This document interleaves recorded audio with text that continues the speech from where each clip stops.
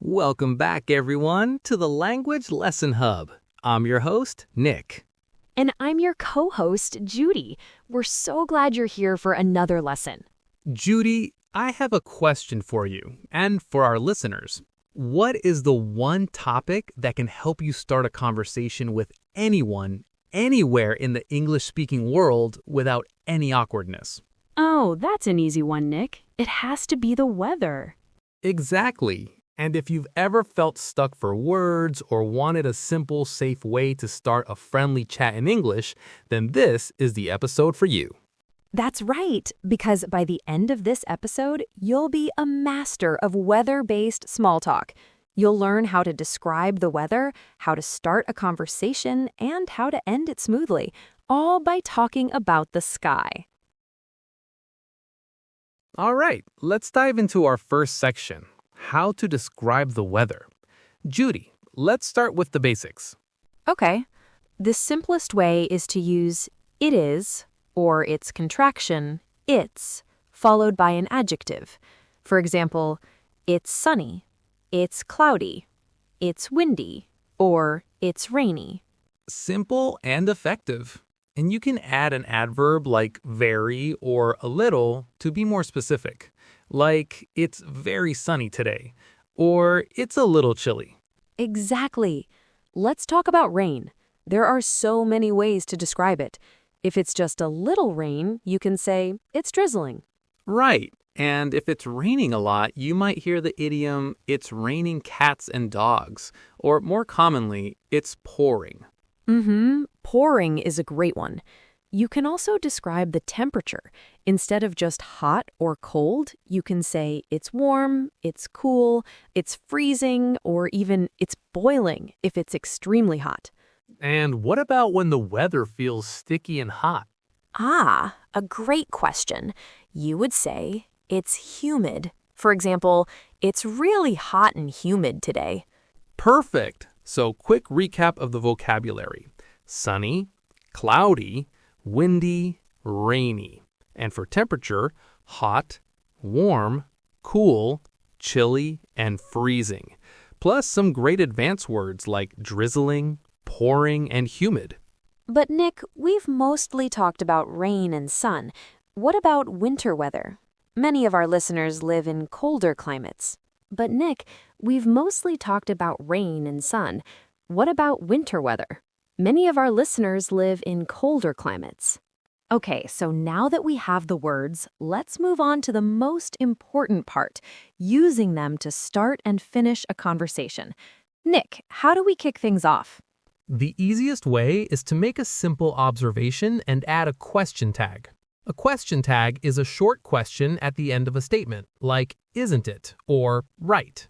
Can you give us an example? Of course. Let's say it's a beautiful sunny day. You could turn to someone and say, beautiful day, isn't it? And they would probably smile and say, it sure is, or yes, it's gorgeous.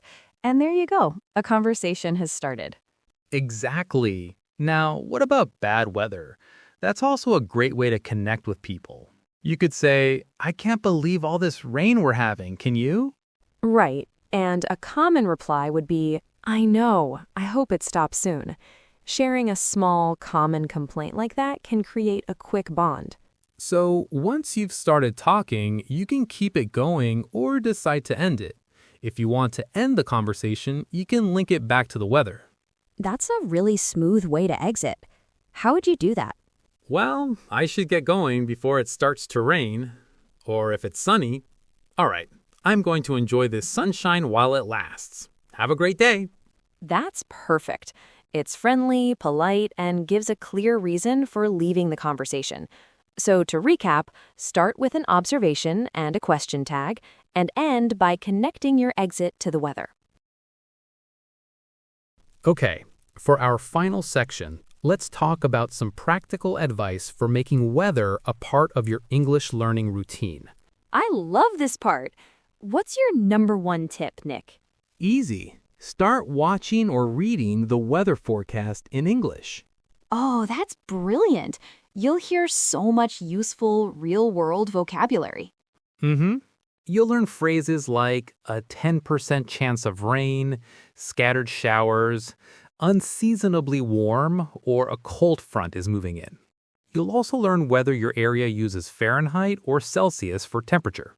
That's a really key point, and my advice is to pay attention to your surroundings. Don't just stay inside. Go for a walk and try to describe the weather to yourself in English. Right. You can think, the wind is blowing through the trees, or the clouds are looking dark. It's active practice. And one last cultural tip. Talking about the weather is considered a very safe and neutral topic. You can talk about it with your boss, a stranger at the bus stop, or a new friend. It's the universal icebreaker. Well, that just about brings us to the end of our lesson. Let's do a super quick recap. First, we learned essential vocabulary for describing all kinds of weather, from drizzling rain to a humid day. Next, we covered the formulas for starting a conversation with an observation and a question tag, and for ending it politely. And finally, we gave you practical tips like checking the forecast in English to build your skills every single day. We hope you feel much more confident starting a conversation now. For your homework, we want you to go to the comments section and tell us, what's the weather like where you are today? Try to use a new word or phrase you learned in this episode.